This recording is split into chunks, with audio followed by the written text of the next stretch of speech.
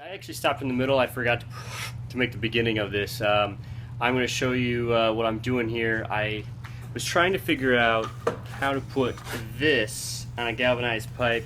Trying to do it without breaking up the ground, and well, I just talked to the customer, which is girlfriend's dad, and told him, listen, I got to break it up. I know right here, I actually dug this up before.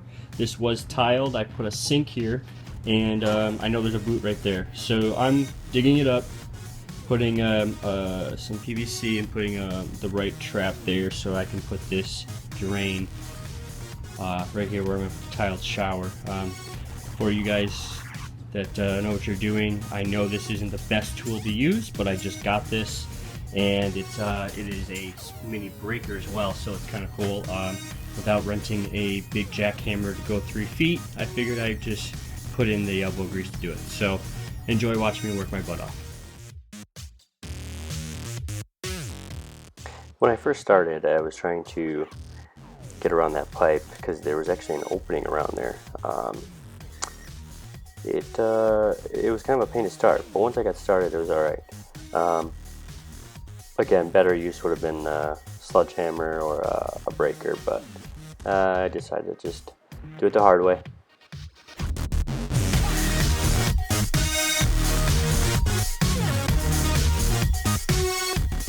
At this time, I seen the fitting that connected to the trap, but being that I put that boot there, I figured I'd go all the way, get that galvanized out of there, and put PVC.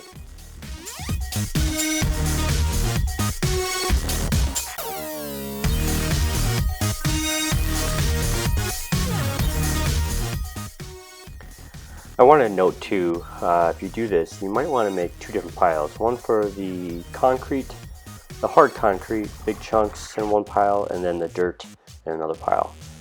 Because later on it will help when you want to, put the dirt back in the hole.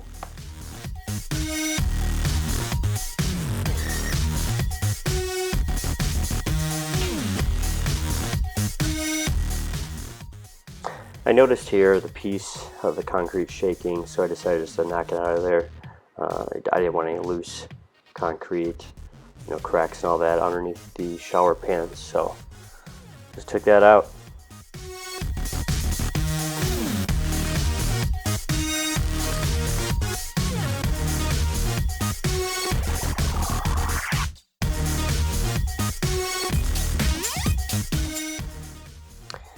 Before I started all of this, I actually measured where I wanted the center point. There's actually 2 lines going vertical and horizontal, so I know where the center point of the trap is going to be, or the drain I should say. So here I was just figuring out where that was going to be. I wanted as much 3-inch pipe as possible, as far as so better drainage. When you go to cut these, you want to make sure when you're cutting this PVC that it's straight. You don't want an edge, on an angle. And when you're done cutting this, there's going to be some burr on the sides of it. So I took my glove and I wiped it all off. Sometimes you can file it off, but just making sure you get all that off, make sure it's clean. Here I'm using a dirty rag just because I'm dry fitting it.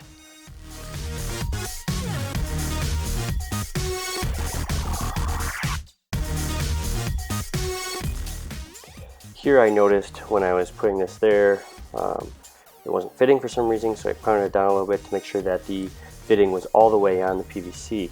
You don't want to put it in just a 1/4 inch and you're dry fitting this all, measuring everything, and you go to glue it and it's not fitting right. So make sure that the fittings are in all the way, and again here, make sure that this is straight.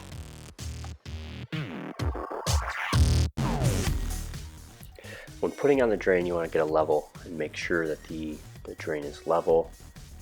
Check it a couple different ways, make sure there's a lip under there. For some reason, this was blurry. I didn't have, I don't know, the setting wasn't right on my phone. I didn't focus. But here I took everything apart and I actually walked away and I washed everything, dried it up. And then I brought it back, put it where there's not dirty stuff, brought a new rag, Make sure everything's clean, no debris in the cracks and stuff. And use the cleaner. Make sure everything's clean. You can find this pack at Home Depot. It's cleaner than glue, PVC. Make sure you put the cleaner on both sides. And then I actually put the glue on both sides. I make sure that it's pushed down. You gotta make sure it's, these fittings are really in there. You don't want to glue this because once it's glued, that's it. I actually went back and got some gloves. You don't want to get this stuff on you. Don't want to inhale too much of this either. It's pretty strong stuff.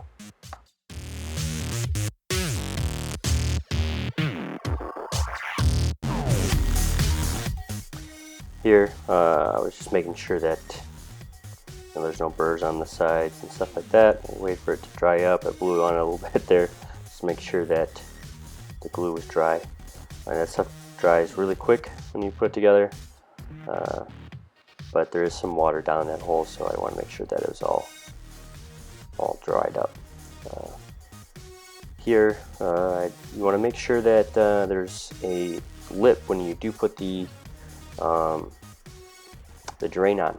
Make sure there's enough for your subfloor to go on. You don't want to have this perfectly level with the subfloor. Have a little bit, maybe 1/4 inch, 1/2 inch, something like that. Maybe more of a 1/4 inch would be good. You don't want that to be just flush and level with the concrete floor.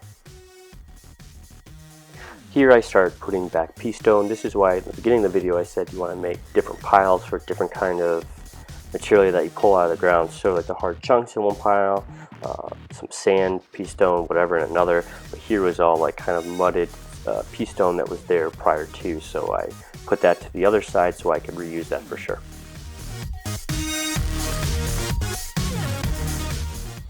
Here I plug the hole, the drain with the drain 2-inch plug that you can get from Home Depot as well, to make sure nothing gets in there. I moved that drain a few times. I grabbed the bag and actually got a bag of pea stone, some new pea stone, and leveled it to the bottom of the concrete. It's 4 inches concrete, so you can see here, there it is. About to pour the concrete. Coming up next.